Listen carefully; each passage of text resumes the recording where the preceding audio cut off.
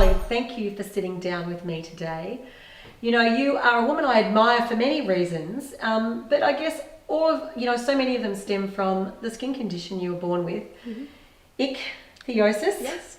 Yes, and which obviously is physically challenging because you are sore, you have, so many issues you have to, constantly work with physically, but socially challenging too, because obviously it affects how you look in a very profound way. Yeah. And I know that at times, you've been ridiculed, you've been mocked, you've been bullied, you've been cyberbullied.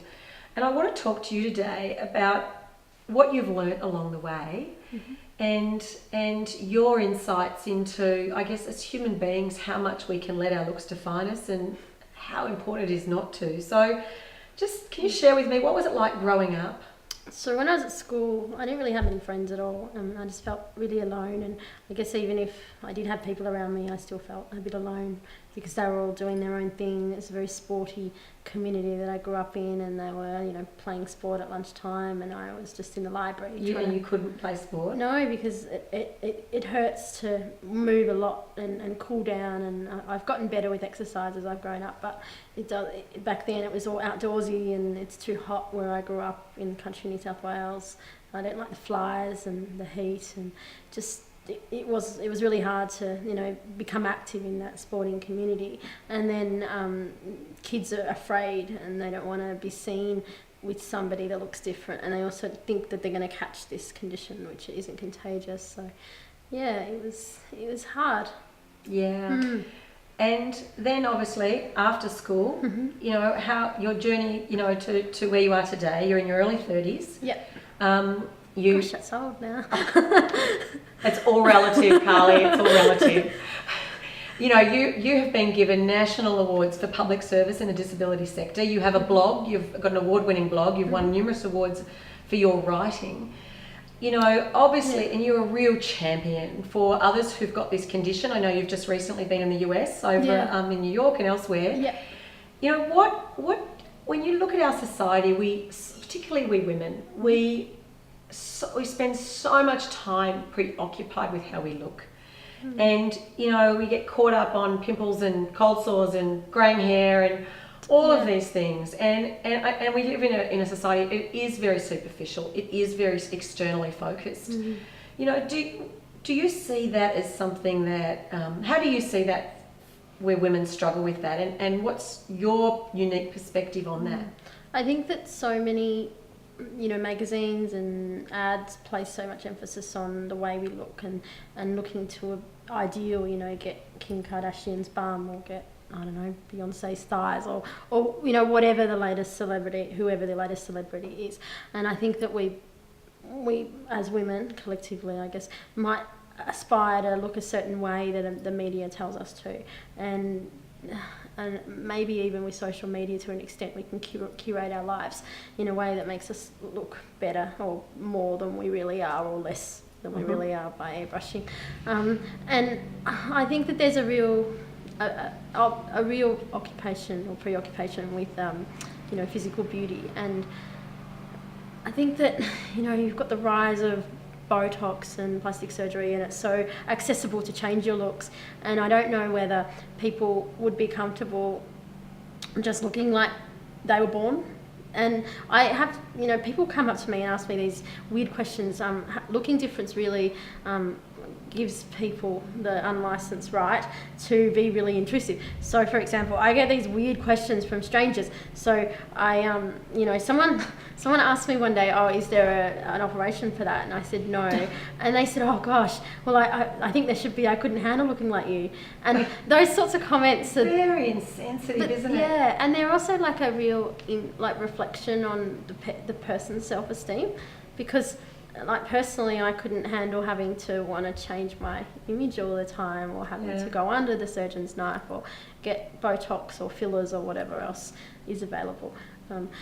So I think that this condition has made me quite comfortable in how I look. I've never had a body image problem in that I've happy with my size and shape. And one of the good things about my condition is I'm constantly renewing skin, so I look quite young compared to what I am, and I also have quite a high metabolism. So when you're 61, you know, you're still going to look, you know... I'm going to look 25, I hope. Oh!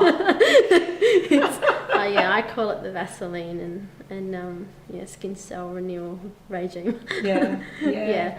Yeah, so I think that it is really, it's sad that from such a young age we're sort of taught about what's beautiful and what's not the beautiful. marketers tell us, and it's on the That's front right. covers And of the magazines, and it... But even like to a point, parents, you know, are on diets and their kids are following that lead, or they know what looks pretty because their mums are putting makeup on, or and it's quite sad. Yeah, you know, I mean, I love wearing makeup, and I have to say, I put on makeup most days because I feel prettier when I wear makeup, and you know, my husband couldn't care less, or you know, I had makeup or didn't have makeup or whatever. In fact, most people probably couldn't care less, but I like wearing makeup. Yeah.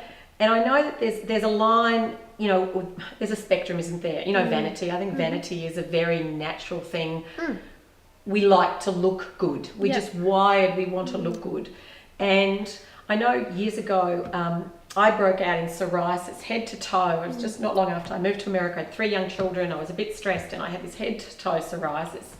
And I looked in the mirror, and my face was covered in psoriasis, and it was very confronting for me because I looked unsightly, and I suddenly, it was like, you know, no one's going to look at me and think she looks nice. They're going to go, oh, what's wrong with her face?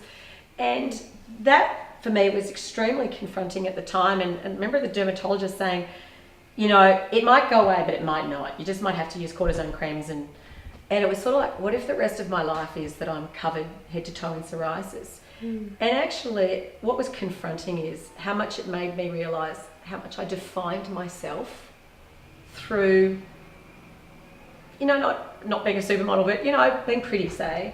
And what if I'm going to be someone that people don't look at and go, oh, she's pretty, or, you know, she's nice looking. And, you know, you've had to learn to live with the fact that people will look at you and go, oh, you look different. You don't fit the norm. And in a way, I think there's a liberation that comes with that. It's like you aren't your looks, and neither am I my looks. But I think that how much we can let it shape us and define us. I think it's still okay if you look different to think that you're beautiful, or for someone else to think that they're beautiful. And one of the things that my dad always told me when I grew up was, like, when I wake up in the morning, I don't look like this. I have to literally, take my face off, I guess, because overnight the skin cells renew, and I look a bit like, I don't want to be seen in the morning, even though my fiance says I look more beautiful without a shower than with a shower. I don't know what he's talking about. But anyway, I don't want anyone to see me in the morning. That's like me and my makeup.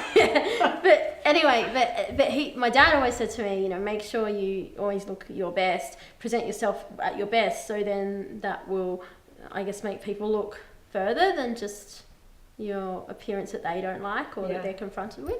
So, you know, I've tried to always do that, like dress well and present myself well. But I came back from overseas. I went to America and Europe and UK, and I bought 5 lipsticks. I've not ever worn lipstick until I was sort of 30, so I've got maybe 12 lipsticks now. Oh, you go for it, girl. Yeah.